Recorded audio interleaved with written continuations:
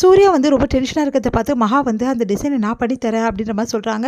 அதெல்லாம் உன்னால் பண்ண முடியாது, ரொம்ப கஷ்டமான டிசைன் இது, நல்ல எக்ஸ்பீரியன்ஸ் ஆனவங்க தான் பண்ண முடியும்னோடனே, ஏங்க நான் எத்தனை உங்களுக்கு பண்ணி கொடுத்துருக்கேன், நான் இதை ட்ரை பண்ணட்டுமா அப்படின்னு சொன்னோன்னே, ஓ இஷ்டம் அப்படின்னு சொல்லிட்டு போயிடுறாரு.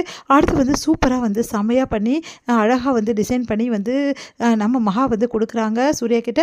சூர்யா பார்த்துட்டு நல்லா தான் இருக்குது, இது ஓகே பண்ணுறாங்களா பார்க்கலாம் அப்படின்னு சொல்லிட்டு அமுச்சு வைக்கிறாரு. அதே மாதிரி அவங்க ஓகேவும் பண்ணிடுறாங்க. அதனால சூர்யா ரொம்ப சந்தோஷமாக மகா கிட்ட ஓடி வராரு. எவ்வளோ பெரிய விஷயம் பண்ணியிருக்க தெரியுமா, அந்த டிசைன் அவங்க ஓகே பண்ணிட்டாங்க, எனக்கு எவ்வளோ சந்தோஷமாக இருக்குது தெரியுமா, இது எவ்வளோ பெரிய ப்ராஜெக்ட் தெரியுமா, இது இது வந்து நான் எடுத்திருக்கேன்றது காரணமே வந்து நல்ல டிசைன்ஸ் பண்ணி கொடுப்பேன் தான் அவங்க என்கிட்ட கொடுத்துருக்காங்க, எனக்கு ரொம்ப ரொம்ப சந்தோஷமாக இருக்குது, நீங்கள் என்ன வேணாலும் கேளு மகா நான் தரேன் அப்படின்ற மாதிரி சொல்கிறாரு. எனக்கு ஏதாவது வந்து நீங்கள் தரணும்னு ஆசைப்பட்டா ஒரே ஒரு விஷயம் மட்டும் பண்ணுங்கள், இந்த போட்டியில் வந்து நம்ம ஜெயிக்கணும், அதுக்கு நீங்கள் எனக்கு ஹெல்ப் பண்ணிங்கன்னா போதும் அப்படின்ற மாதிரி சொல்லிட்டு போயிடுறாங்க. சூர்யா வந்து உடனே வந்து ராஜலட்சுமி கிட்ட வந்து பேசுகிறாரு.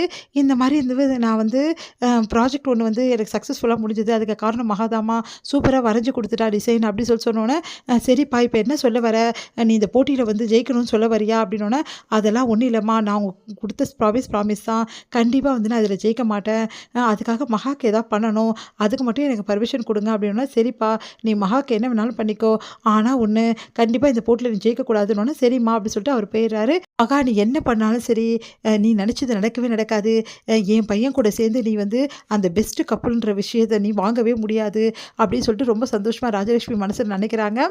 இங்கே வந்து என்ன ஆகுதுன்னா, ராகினி வந்து தனியாக நடந்து வந்துட்டுருக்காங்க. அப்போ கரெக்டாக வந்து வழியை மறைக்கிறாங்க நம்ம காவேரி. காவேரி பார்த்தோன்னே வந்து ஒன்றும் புரியாமல் அப்படி ராகினி யோசிக்கிறாங்க. உடனே வந்து எதுக்காக இப்போ வழியை மறைக்கிறேன் அப்படின்னா, எல்லாம் இதுக்கு தான் அப்படின்னு சொல்லிட்டு ஒரு அரை பலார்னு விட்றாங்க.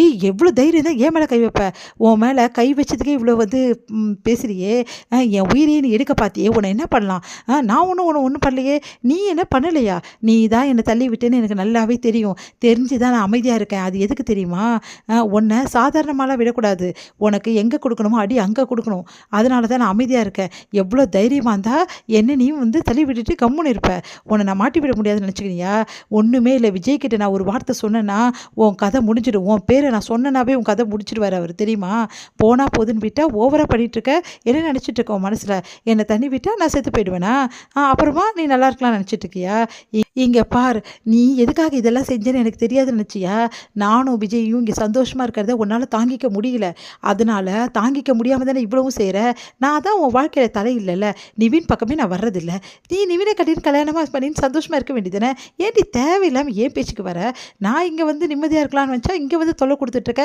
உன் அப்பனுக்கும் உனக்கும் வர வேலையே இல்லையா, இதே வேலை தான் அவங்க 2 பேருக்கும், பார் எங்கள் அப்பா பற்றி பேசினா அவ்வளோதான், என்ன பேசினா அவ்வளோதான், இங்கே பார் தேவையில்லாமல் என் பேச்சுக்கு நீ வந்துட்டுருக்க, இந்த விஷயத்தை நான் விஜய் கிட்ட சொன்னால் வேறு மாதிரி ஆயிருக்கும், போனால் போதுன்னு விட்டுறேன், இதோடு உனக்கு ஃபைனல் வார்னிங், என் பேச்சுக்கோ இல்லை என் வாழ்க்கையிலோ தலையிட்ட, நீ என்னை தண்ணியில் தான் பிடிச்சி தள்ளி விட்ட, ஆனால் நான் பொழைச்சி வந்துட்டேன், ஆனால் நீ பொழைக்கவே முடியாது, அந்தளவு உன்னை நான் என்ன செய்வேனோ செய்வேன், புரியுதா, மரியாதை இருந்துக்கோ அப்படி சொல்லிட்டு போகிறாங்க. உடனே ராகினி செமையாக டென்ஷனாக வந்து நின்றுட்டுருக்காங்க.